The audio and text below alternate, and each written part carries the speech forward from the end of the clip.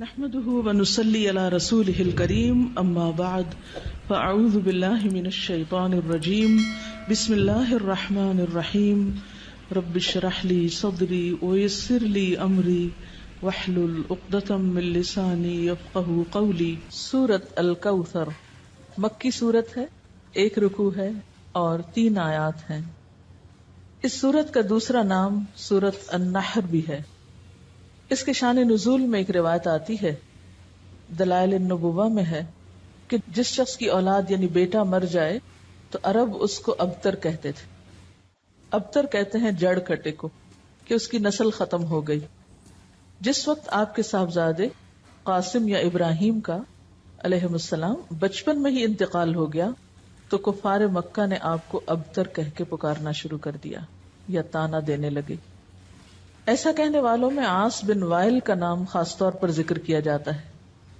اس کے سامنے جب آپ کا ذکر کیا جاتا، آپ کی کوئی بات کی جاتی تو نفرت سے کہتا اس کی بات چھوڑ دو، یہ کچھ فکر کرنے کی چیز نہیں، کیونکہ وہ تو ابتر ہے، اس کو ختم ہونے دو، اس کا تو کوئی نام لینے والا بھی باقی نہیں رہے گا۔ جب اس کا اپنا انتقال ہو گیا تو کوئی بھی اس کو یاد نہیں رکھے گا، کیونکہ عربوں کے ہاں بیٹے ایسی چیز تھے جن پر وہ بھروسہ رکھتے تھے اور جنہیں اپنی شان اور عزت کی چیز سمجھتے تھے۔ تو اس پر اللہ تعالیٰ نے آپ پر یہ سورت نازل فرمائی۔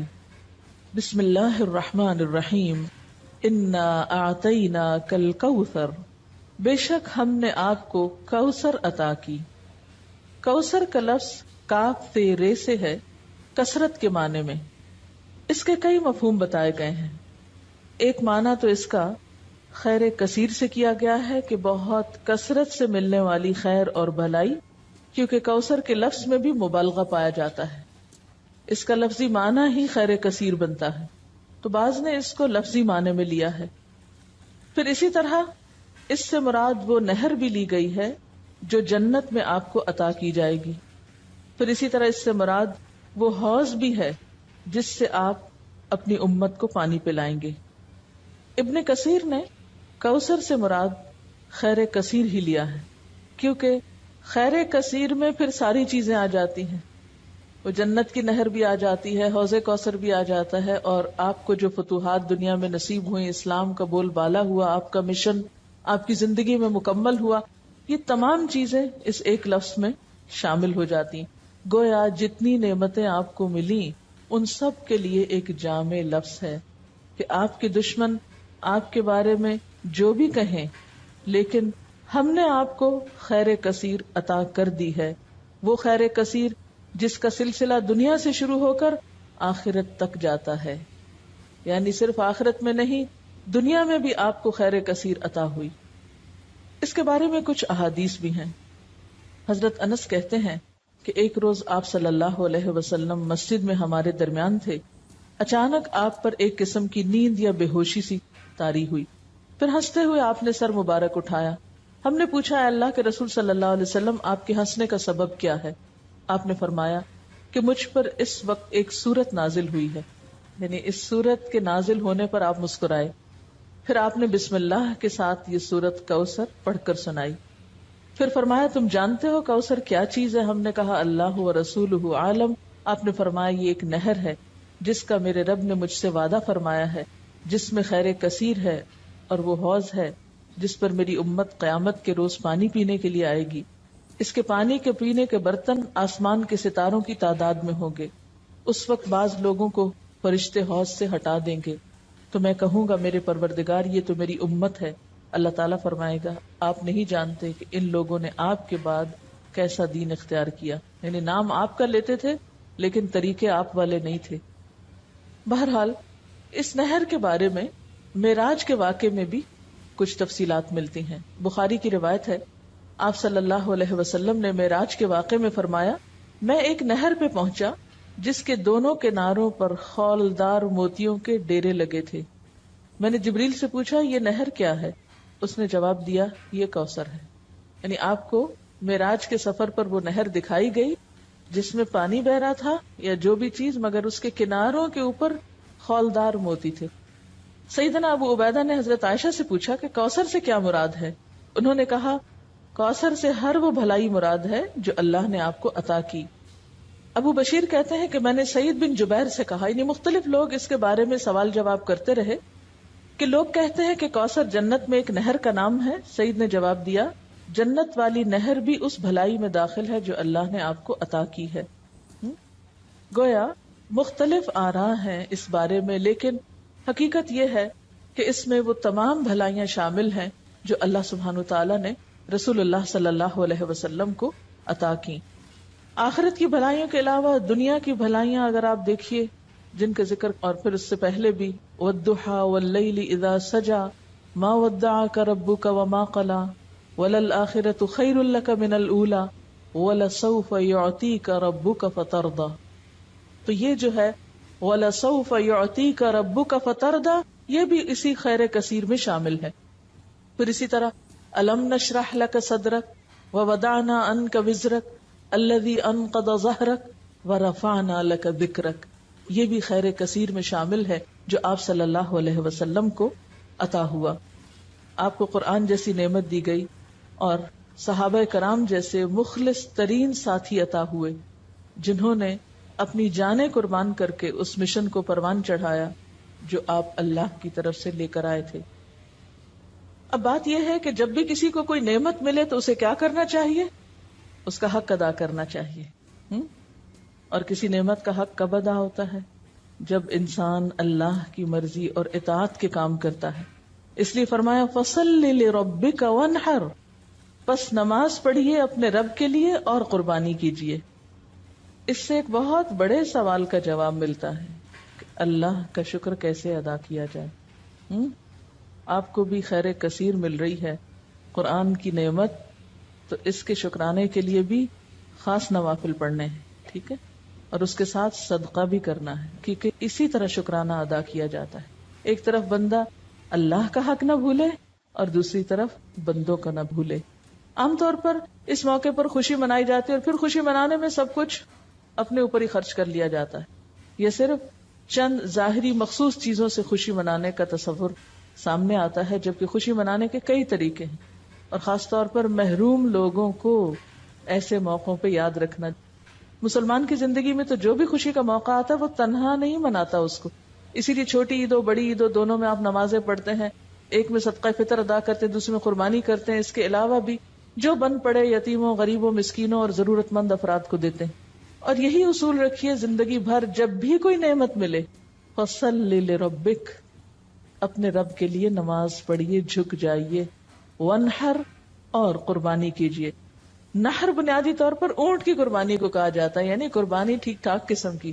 اونٹ سب سے بڑا جانور ہے نا، تو اپنی حیثیت کے مطابق جو بھی اللہ توفیق دے۔ اسی لیے کہا جاتا ہے کہ حضرت عبداللہ بن عمر نے شاید سورۃ البقرہ کے خاتمے پر 7 اونٹ ذبح کیے تھے۔ عربوں کے ہاں سب سے بڑی دولت اونٹ تھی، ان کی متاع یہی تھی، اور کسی کو آنر دینا ہوتا تو اس کے آنے پر اس کی مہمانی میں اونٹ ذبح کیا کرتے تھے، مرغی بکری نہیں بلکہ اونٹ۔ تو اسی طرح صدقے کا جو انتہائی تصور ہے، یہ بڑی سے بڑی چیز اللہ کی راہ میں دینا ہے، وہ کیا ہے؟ جو بن پڑے میکسیمم انسان کو دینے میں وہ دے اللہ کے راستے میں۔ وَانْحَرْ، اور قربانی کیجیے، یعنی نحر سے مراد اونٹ کی قربانی، اور اس کا مسنون طریقہ کیا ہے کہ اس کا پاؤں باندھ کر حلقوم میں نیزہ مارا جاتا ہے، کھڑا کر کے اس کو قربان کیا جاتا ہے، اسی سے پتہ چلتا ہے۔ ویسے تو قربانی کے لیے اور لفظ بھی آتے ہیں نا، لیکن یہاں نحر سے خود بخود واضح ہو رہا ہے کہ یہ اونٹ کی، کیونکہ صرف اونٹ کو اس طرح ذبح کیا جاتا ہے، باقی جانوروں کو لٹا کے ذبح کیا جاتا ہے۔ اور ویسے بھی آپ صلی اللہ علیہ وسلم کو حکم تھا قل ان صلاتي ونسكي ومحياي ومماتي لله رب العالمین، تو فصل لربك، دکھاوے کی نماز نہیں، وہ جو پچھلی صورت میں آئی ہے الذین هم یراؤون ویمنعون الماعون۔ ایک تو اپنے اندر کے حرص اور بخل ختم کرنے ہیں، اور دوسری طرف دکھاوے کی نماز نہیں، فصل لربک کرنی ہے، وانحر، اور قربانی بھی اپنے رب کے لیے کرنی ہے۔ نتیجہ کیا نکلے گا؟ ان شانئک ھو الابتر، دشمنوں کو اللہ خود سنبھال لے گا، برا چاہنے والے خود مصیبت میں گرفتار ہو جائیں گے۔ عموماً کیا ہوتا ہے جب انسان کو نعمت ملتی تو ساتھ ہی حاسد بھی پیدا ہو جاتے ہیں نا، ساتھ ہی جیلسیز شروع ہو جاتی ہیں، خواہ دین کی نعمت ملے یا دنیا کی ملے، یہ ایک انڈرسٹوڈ سی بات ہے۔ تو آپ صلی اللہ علیہ وسلم صادق اور امین تھے، لوگوں کی آنکھوں کا تارا تھے. جب سے آپ کو نبوت ملی ابو جہل ابو لہب ناراض ہو گئے، ساری حمایتوں سے دستکش ہو گئے، اپنے ہی خاندان کے لوگ مخالف اور دشمن ہو گئے، ادھر اہل کتاب دشمن بن گئے. ان کو کیا ہوا؟ وہ تو اتنے انتظار میں تھے. ان کو بھی حسد مار گیا کہ ہمارے قبیلے سے کیوں نہیں آئے، ہماری بنی اسرائیل میں سے کیوں نہیں آپ نکلے. تو یہ شیطان انسان کو چھوٹی چھوٹی چیزوں میں آ کے الجھا دیتا ہے، معمولی معمولی چیزوں کو انا کا مسئلہ بنا کر انسان کو حق سے دور کر دیتا ہے. تو ایسے موقعوں پر انسان کو پرواہ نہیں کرنی چاہیے. اللہ جو بھی نعمت عطا کرے خیر کثیر پھر دین ہی کے کانٹیکسٹ میں ہے، کیونکہ آپ صلی اللہ علیہ وسلم کو تو سب سے بڑا انعام خاتم النبیین ہونے کا آنر ملا تھا، اور آپ پر دین مکمل ہوا تھا، سب سے بہترین کتاب آپ پر اتاری گئی تھی. تو یہ سب کچھ خیر کثیر میں آتا ہے، آپ کے آنر میں یہ سب کچھ. تو آپ کو ان سب چیزوں کا شکرانہ ادا کرنے کے لیے نماز اور قربانی کی طرف متوجہ کیا جا رہا ہے، اور دشمنوں کے حسد سے بچنے کا بھی بہترین طریقہ ہے. جہاں دیکھیں کوئی شخص بہت مخالفت کر رہا ہے اور مخالفت کی وجہ آپ کو پتہ چل رہی ہے کہ حسد ہے، کچھ بھی نہیں اور وجہ کوئی دلیل نہیں، اس کے پاس صرف جیلس ہے، تو ایسی صورت میں کیا کریں؟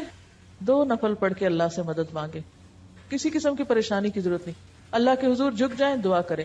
نمبر 2، صدقہ خیرات کریں.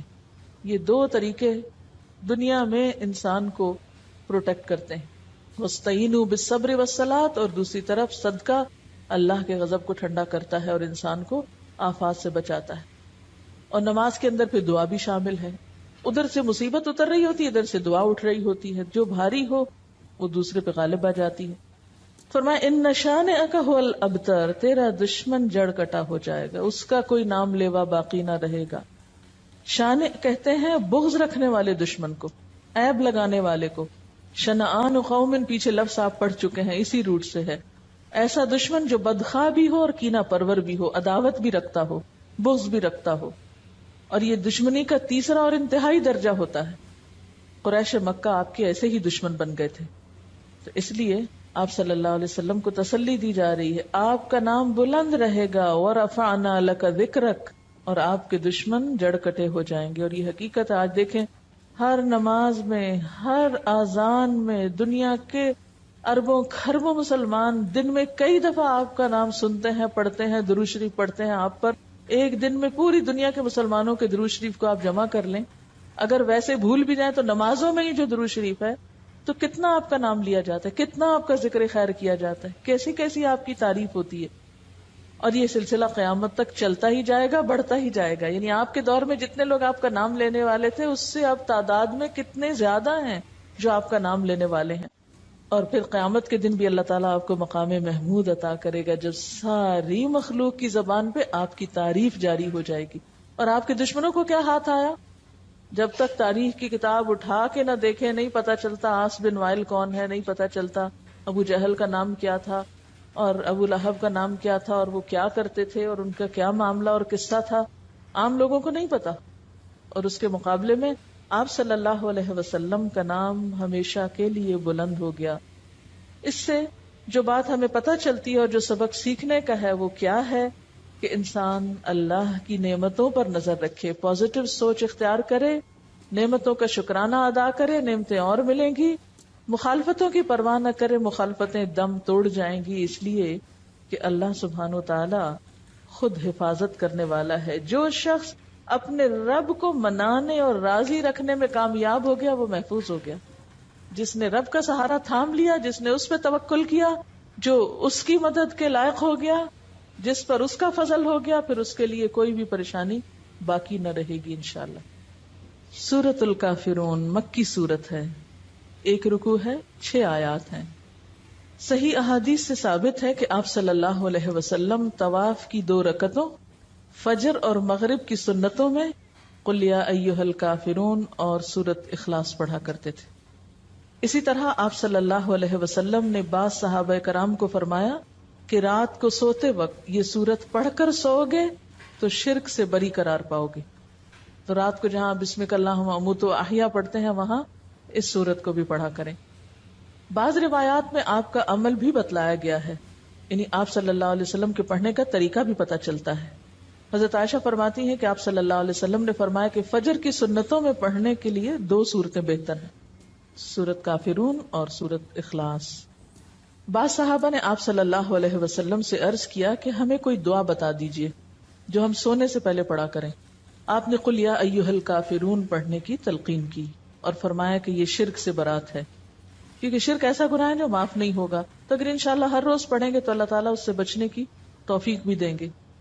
حضرت جبیر بن مطعم فرماتے ہیں کہ آپ صلی اللہ علیہ وسلم نے ان سے فرمایا، کیا تم یہ چاہتے ہو کہ جب سفر میں جاؤ تو وہاں تم اپنے سب رفقا سے زیادہ خوشحال اور بامراد رہو، تمہارا سامان زیادہ ہو جائے؟ انہوں نے عرض کیا، بے شک میں ایسا چاہتا ہوں اے اللہ کے رسول صلی اللہ علیہ وسلم۔ آپ نے فرمایا کہ آخر قرآن کی 5 صورتیں کافرون، نصر، اخلاص، فلق اور ناس پڑھا کرو، یعنی سفر کے موقع پر بھی پڑھا کرو۔ ہر سورت کو بسم اللہ سے شروع کرو اور بسم اللہ ہی پر ختم کرو، یعنی اگلی سورت سے پہلے پھر پڑھو۔ حضرت جبیر کہتے ہیں کہ اس کے بعد میرا حال یہ تھا کہ سفر میں اپنے 2 ساتھیوں کے مقابلے میں خستہ حال ہوتا تھا۔ آپ کی اس تعلیم پر عمل کرنے کے بعد میں سب سے اچھے حال میں رہنے لگا۔ ایک مرتبہ آپ صلی اللہ علیہ وسلم کو بچھو نے کاٹ لیا، تو آپ نے پانی اور نمک منگوایا، اور یہ پانی یعنی پانی میں نمک ڈال کے یہ پانی کاٹنے کی جگہ لگاتے تھے اور قل یا ایھا الکافرون اور قل اعوذ برب الفلق اور قل اعوذ برب الناس پڑھتے جاتے تھے، یعنی اس سورت سے دم بھی کیا جا سکتا ہے۔ اب اس سورت کا شان نزول کیا ہے؟ ابن اسحاق کی روایت میں ہے کہ ابن عباس سے مروی ہے، ابن اسحاق جو ہسٹورین ہے، سیرت نگار ہے، اس نے ابن عباس سے روایت کیا ہے کہ ولید بن مغیرہ، عاص بن وائل اور اسود بن عبد المطلب اور امیہ بن خلف آپ کے پاس آئے اور کہا، آؤ ہم آپس میں اس پر صلح کر لیں کہ 1 سال آپ ہمارے بتوں کی عبادت کیا کریں، 1 سال ہم آپ کے معبود کی عبادت کریں گے۔ اسی طرح ابن عباس سے روایت ہے کہ کفار مکہ نے باہمی مصالحت کے لیے یہ صورت پیدا کی تھی، اور جھگڑا ختم کریں، 1 سال تمہارا 1 ہمارا، اور یہ بھی کہا تھا کہ آپ ہمارے بتوں میں سے بعض کو صرف ہاتھ لگا دیں، ٹچ کر دیں، تو ہم آپ کی تصدیق کرنے لگیں گے، یعنی 1 دفعہ آپ ان پہ شفقت کا ہاتھ پھیر دیں تو پھر ہم کیا کریں گے، آپ کے معبود کی عبادت شروع کر دیں۔ تو اس موقع پر جبریل علیہ السلام یہ صورت لے کر نازل ہوئے کہ دین کے معاملے میں کوئی کمپرومائز نہیں۔ بسم اللہ الرحمن الرحیم، قل یا ایھا الکافرون، کہہ دیجئے اے کافرو۔ پورے قرآن پاک میں یہ انداز نہیں ہے کافروں کو بلانے کا، لیکن اس موقع پر نام لے کر پکار کر کہا جا رہا ہے۔ الکافرون سارے مراد ہیں، لیکن خصوصی طور پر جن کے بارے میں یہ صورت نازل ہوئی۔ اور یہ بھی یاد رکھیے کہ یہ صورت مکی دور کے آخری حصے میں نازل ہوئی، جب آپ نے ان پر ساری حجت تمام کر دی تھی، اور پھر وہ آپ کو ایسی آفرز دے رہے تھے۔ آپ ایک عرصے تک اپنی قوم کو یا قومی کہہ کے پکارتے تھے، اے میری قوم، اے بنو ہاشم، اے قریش، لیکن اب یہاں اے کافرو کہہ کے پکارا گیا، اور حجت تمام کرنا بھی مقصود تھا۔ تو قل یا ایھا الکافرون، کہہ دیجئے اے کافرو، لا اعبد ما تعبدون، میں عبادت نہیں کرتا ان کی جن کی تم عبادت کرتے ہو، یعنی کسی قیمت پر میں تمہارے معبودوں کی عبادت نہیں کر سکتا۔ آپ کو یاد ہوگا کہ ابتدائی دور میں بھی آپ کو کچھ آفرز دی گئی تھی۔ جب ابو طالب زندہ تھے، کفار مکہ میں سے کچھ سردار آ کر یہ آفر کر رہے تھے آپ صلی اللہ علیہ وسلم کو کہ آپ چاہیں تو آپ کے قدموں میں جتنی چاہیں دولت لا کے ڈھیر کر دیتے ہیں، جس لڑکی سے چاہیں شادی کر دیتے ہیں، مکہ کا سردار بننا چاہتے ہیں تو وہ بنا لیتے ہیں، لیکن ہمارے معبودوں کی توہین نہ کرو، ان کو کچھ نہ کہا کرو، لا مت کہو، الا اللہ کہتے رہو لیکن لا مت کہو، ان کو کچھ نہ کہو۔ لیکن آپ صلی اللہ علیہ وسلم نے ان میں سے کسی بات کو تسلیم نہیں کیا۔ اس سے یہ بات پتہ چلتی ہے کہ دین کا کام اس وقت تک ہو نہیں سکتا جب تک انسان اپنی بات کا پکا نہ ہو۔ دین کے اصولوں پہ کمپرومائز نہیں کیا جا سکتا۔ اچھا، ہمارا عام طور پر حال کیا ہوتا ہے، بعض اوقات ہم دوسرے کا دل رکھنے کے لیے اس کی غلط باتیں لے لیتے ہیں۔ ہم کہتے ہیں چلو پہلے اس کو مانوس کر لیں، کچھ غلط کام ان جیسے کر لیں، اور پھر اس کے بعد ہم ان کو سمجھا لیں گے۔ یہ طریقہ درست نہیں ہوتا۔ مثلا کوئی شراب پی رہا تو آپ کے چلو میں اس کا دل رکھنے کو تھوڑی سی پی لوں، پھر اس کے بعد اس کو تبلیغ کر کے سمجھا دوں گی کہ یہ حرام ہے، پہلے ذرا میں کمپنی تو دوں اس کو۔ یہ نہیں ہو سکتا، اس لیے کہ جب آپ کا اپنا عمل غلط ہوگا تو آپ دوسرے کو کس منہ سے منع کریں گے؟ آپ کی کون سنے گا پھر؟ اصل بات یہ ہے کہ باطل دوئی پرست ہے، حق لا شریک ہے. شعر ہے اصل میں. باطل دوئی پرست، دوئی پسند یعنی کہ اس میں بے وفائی ہے، بہت سارے بت ہیں. حق لا شریک ہے. حق کی خوبی کیا ہے کہ اس میں بس ایک الہ ہے، دی اونلی ون. شرکت میانہ حق کو باطل نہ کر قبول. ہمیں کیا حکم ہے کہ کچھ باطل کی چیزیں، کچھ حق کی چیزیں، کچھ ملغوبہ سا دین بنا کے وہ اختیار کر لو، یہ نہیں کرنا. روشنی روشنی ہے، اندھیرا اندھیرا ہے، حق حق ہے، باطل باطل ہے. اس لیے دین کے معاملے میں کمپرومائز نہیں کرنا، سمجھوتے نہیں کرنے، اصول پر قائم رہنا ہے، استقامت اختیار کرنی ہے. اور خصوصاً عقیدے کے معاملے میں، توحید کے معاملے میں کسی قسم کی کوئی مداہنت نہیں برتنی. قل یا ایھا الکافرون لا اعبد ما تعبدون، میں نہیں عبادت کرتا جن کی تم عبادت کرتے ہو. ولا انتم عابدون ما اعبد، اور نہ تم عبادت کرنے والے ہو جس کی میں عبادت کرتا ہوں. ولا انا، اور نہ میں، عابدن عبادت کرنے والا ہوں، ما عبدتم جن کی تم نے عبادت کی. اب دیکھیے یہاں ایک دفعہ مضارع کا صیغہ ہے اور دوسری دفعہ فاعل کے وزن پر آ رہا ہے. ایک دفعہ عابدو ہے، دوسری دفعہ عابدن ہے. یعنی نہ کی ہے، نہ کروں گا اور نہ کرنے والا ہوں. مجھ سے تم پوری طرح مایوس ہو جاؤ، یہ نہیں ہو سکتا. یعنی ایک ہی بات کو مختلف انداز میں کہا گیا ہے، مختلف پیرایوں میں بیان کیا گیا ہے کہ ہر طرح کا شک دور کر لو. کسی بھی شکل میں، کسی بھی طور پر کوئی کمپرومائز نہیں ہو سکتا. ولا انا عابد ما عبدتم ولا انتم عابدون ما اعبد، اور نہ تم عبادت کرنے والے ہو جس کی میں عبادت کرتا ہوں. لکم دینکم ولی دین، تمہارے لیے تمہارا دین اور میرے لیے میرا دین. جیسے ایک اور جگہ پر آتا ہے نا، لنا اعمالنا ولکم اعمالکم، کیونکہ یہ دو راستے اکٹھے نہیں ہو سکتے، ایک جیسے نہیں. یہ دو نظریے جمع نہیں ہو سکتے. وما امروا الا ليعبدوا الله مخلصین لہ الدین، وہاں تو اللہ کے سوا کسی کی عبادت کا بھی حکم نہیں، خواہ وہ ریاکاری ہی کی قسم کیوں نہ ہو. اس لیے کہ دونوں کی سوچ فرق، دونوں کا طرز زندگی فرق اور دونوں کا انجام فرق. یہ کہاں اکٹھے ہو سکتے ہیں؟ یہ تو زمین اور آسمان ہے، یہ تو مشرق و مغرب جتنی دوری رکھتے ہیں آپس میں. دونوں ایک دوسرے کے بالکل اپوزٹ ہیں. بسم اللہ الرحمن الرحیم.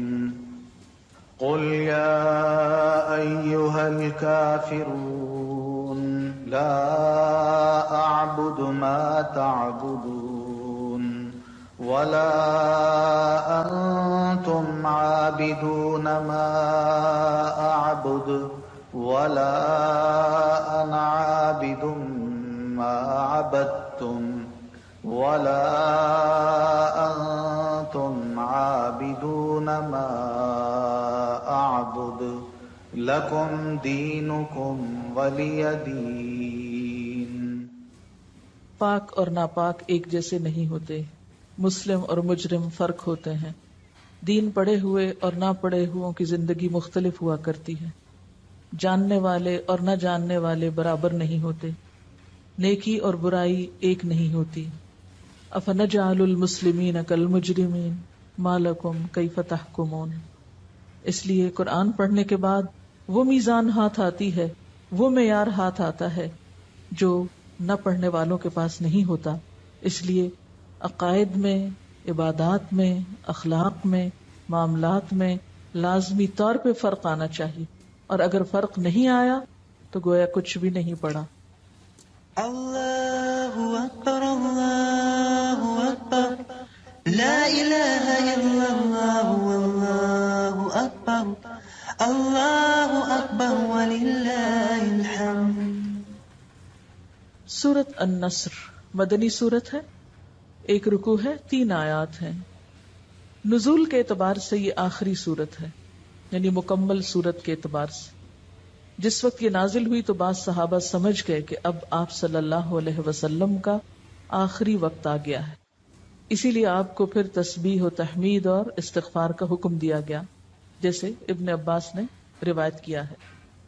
اذا جاء نصر اللہ والفتح، جب اللہ کی مدد آ گئی اور فتح نصیب ہو گئی. اللہ کی مدد کا کیا مطلب ہے؟ اسلام کا کفر پہ غلبہ، مسلمانوں کا کلچر عام ہونا. اور والفتح، فتح سے مراد یہاں فتح مکہ ہے، وہ شہر جو آپ کا مولد و مسکن تھا، لیکن کافروں نے آپ کو اور صحابہ کرام کو وہاں سے ہجرت پر مجبور کر دیا. چنانچہ 8 ہجری میں جب مکہ فتح ہو گیا تو لوگ جوق در جوق مسلمان ہونے لگے، فوج در فوج مسلمان ہونے لگے. اس سے قبل 1-2 لوگ مسلمان ہوا کرتے تھے، گروپس میں لوگ مسلمان نہیں ہوئے تھے. فتح مکہ سے لوگوں پہ یہ بات واضح ہو گئی کہ آپ اللہ کے سچے پیغمبر ہیں اور دین اسلام سچا دین ہے جس کے بغیر اب نجات ممکن نہیں، نہ دنیا میں نہ آخرت میں. اس لیے اذا جاء نصر اللہ والفتح، جب اللہ کی مدد آ گئی اور فتح نصیب ہو گئی، جس کا ذکر پیچھے کیا گیا تھا. وَأُخْرَى تُحِبُّونَهَا نَصْرٌ مِّنَ اللَّهِ وَفَتْحٌ قَرِيبٌ، جس فتح قریب کا وعدہ کیا گیا تھا وہ فتح مبین، فتح مکہ کی شکل میں نصیب ہو گئی. وَرَأَيْتَ النَّاسَ يَدْخُلُونَ فِي دِينِ اللَّهِ أَفْوَاجًا، اور تم نے دیکھا لوگوں کو کہ اللہ کے دین میں فوج در فوج داخل ہونے لگے، یعنی بہت بڑی تعداد لوگوں کی مسلمان ہو گئی. کہتے ہیں کہ صرف یمن سے 700 لوگ مسلمان ہو کے آپ کے پاس پہنچے. اتنی بڑی بڑی تعداد میں اکٹھے مسلمان ہوئے جو راستے میں اذانیں دیتے ہوئے اور قرآن پڑھتے ہوئے آ رہے تھے، یعنی اسلام میں داخل ہونے کے بعد. تو ایسی نعمت جب نصیب ہو فسبح بحمد ربک، تو تسبیح کرو اپنے رب کی حمد کے ساتھ. یعنی اب فریضہ رسالت دین ادا ہو گیا، جو ذمہ داری تھی پوری ہو گئی، لہٰذا اب اللہ کی تعریف اور پاکی بیان کی جائے. واستغفر، اور خوب استغفار کی جائے. انہ کان توابا، بے شک وہ توبہ قبول کرنے والا ہے. کہتے ہیں کہ اس سورت کے نازل ہونے کے بعد آپ صلی اللہ علیہ وسلم جب کوئی نماز پڑھتے تو یہ دعا کرتے، سبحانک ربنا وبحمدک اللہم اغفر لی، یعنی استغفار اور تسبیح دونوں کو ملا کر پڑھا کرتے تھے، خصوصاً سجدے میں. یہ سجدے کی دعا بھی ہے نا. اور اس کے علاوہ اٹھتے بیٹھتے آتے جاتے یہ دعا پڑھتے تھے، سبحان اللہ وبحمدہ استغفر اللہ واتوب الیہ. اور پھر حضرت ابو ہریرہ فرماتے ہیں کہ اس سورت کے نزول کے بعد آپ نے عبادت میں بڑا مجاہدہ فرمایا، یہاں تک کہ آپ کے پاؤں سوج جایا کرتے تھے. جیسے پیچھے بھی آپ کو کہا گیا تھا نا کہ وَإِذَا فَرَغْتَ فَانْصَبْ وَإِلَىٰ رَبِّكَ فَارْغَب، جب آپ اس کام سے فارغ ہوئے، اپنی ذمہ داری پوری کر لی، تو آپ پھر اپنے آپ کو عبادت کے لیے تھکاتے تھے. سبحانک اللہم وبحمدک اشہد ان لا الہ الا انت استغفرک واتوب الیک. السلام علیکم ورحمۃ اللہ وبرکاتہ.